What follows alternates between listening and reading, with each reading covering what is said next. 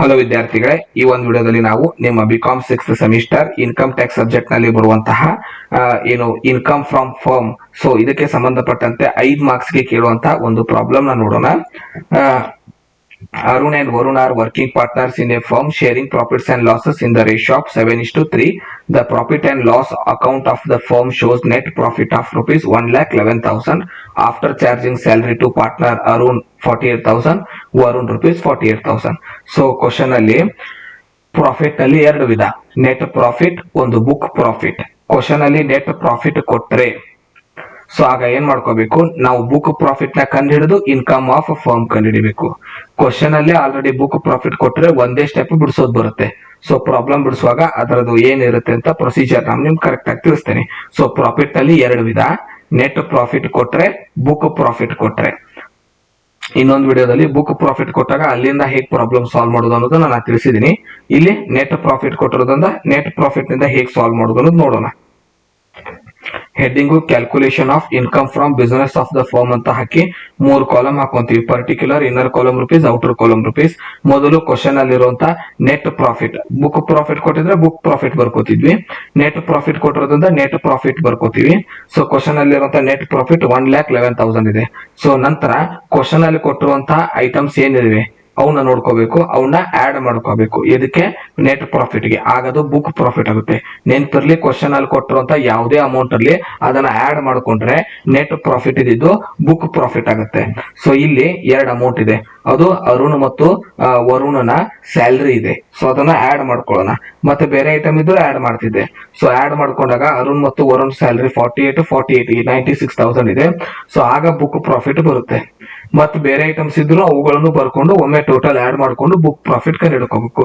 So book profit ನಿಂದ problem ಬಿಡಿಸೋದು ಹೇಗೆಂದ್ರೆ, ನಾವು ಕಂಡು ಹಿಡಿದಂತ ಬುಕ್ ಪ್ರಾಫಿಟ್ ಇದೇನ್ ಬಂದಿದೆ 2,07,000, ಇದ್ರ ಮೇಲೆ 90% ಮಾಡಬೇಕು ಮತ್ತು 1,50,000 ಮ್ಯಾಕ್ಸಿಮಮ್ ಲಿಮಿಟ್ ಅನ್ನೋ ಒಂದು ನಂಬರ್ ನೀವು ನೆನ್ಪಿಟ್ಕೋಬೇಕು. ಎರಡನ್ನು ಕಂಪೇರ್ ಮಾಡಿ. ಎರಡೂನು ಅಂದ್ರೆ ಇದ್ರ ಮೇಲೆ 90% ಮಾಡ್ತೀವಿ. ಈಗ 2,07,000 ಮೇಲೆ 90% ಮಾಡಿದಾಗ ಏನ್ ಅಮೌಂಟ್ ಬರುತ್ತೆ ಅದನ್ನ, ಮತ್ತು 1,50,000 ಇದು ನೀವು ನೆನ್ಪಿಟ್ಕೋಬೇಕಾಗಿರೋ ಅಮೌಂಟ್, ಇದನ್ನ ಎರಡನ್ನು ಕಂಪೇರ್ ಮಾಡಿ ವಿಚ್ ಎವರ್ ಇಸ್ ಹೈಯೆಸ್ಟ್, ದೊಡ್ಡದ ಅಮೌಂಟ್ ಏನಿದೆ ಅದನ್ನ ನಾವು ತಗೋತೀವಿ. ಸೊ ಈಗ ಕ್ಯಾಲ್ಕುಲೇಷನ್ ಮಾಡೋಣ. 1,50,000 ಅಥವಾ 90% of book profit. So book profit ಎಷ್ಟಿದೆ 2,07,000 ಇದೆ. 90% ಮಾಡಿದಾಗ 1,86,300 ಬರುತ್ತೆ. ಸೊ ಎರಡನ್ನು ಕಂಪೇರ್ ಮಾಡಿದಾಗ ಅಂದ್ರೆ 1,50,000ಗೂ ಮತ್ತು 1,86,300ಗೂ ಕಂಪೇರ್ ಮಾಡಿದಾಗ 1,86,300 ಅಮೌಂಟ್ ದೊಡ್ಡದಿದೆ. ಸೊ ಅದನ್ನ ಇನ್ನರ್ ಕಾಲಮ್ ನಲ್ಲಿ ಬರ್ಕೊಂಡು ಪಾರ್ಟ್ನರ್ ರೆಮ್ಯುನರೇಷನ್ ಕಂಡುಹಿಡಿಬೇಕು. ಸೊ ಕ್ವಶನ್ ಅಲ್ಲಿ ಇಬ್ರು ಪಾರ್ಟ್ನರ್ ಇದಾರೆ, ಅರುಣ್ ವರುಣ್. ನಂತರ ಏನ್ ಹುಡುಕ್ಬೇಕು, ಯಾರು ವರ್ಕಿಂಗ್ ಪಾರ್ಟ್ನರ್. ಸೊ ಇಬ್ರು ವರ್ಕಿಂಗ್ ಪಾರ್ಟ್ನರ್ ಅಂತಾನೆ ಹೇಳಿದ್ದಾರೆ. ಸೊ ಇಬ್ಬರದು ಸ್ಯಾಲರಿ, ಇಬ್ಬರದು ಕಮಿಷನ್ ಬಂದಿದ್ರೆ ಅದನ್ನ ಆಡ್ ಮಾಡ್ಕೊಂಡ್ರೆ ಅದನ್ನ ನಾವು ರೆಮ್ಯುನರೇಷನ್ ಅಂತ ಕರಿತೀವಿ. ಸೊ ಸ್ಯಾಲರಿ ಇದೆ 48,000 96,000 ಆಯ್ತು.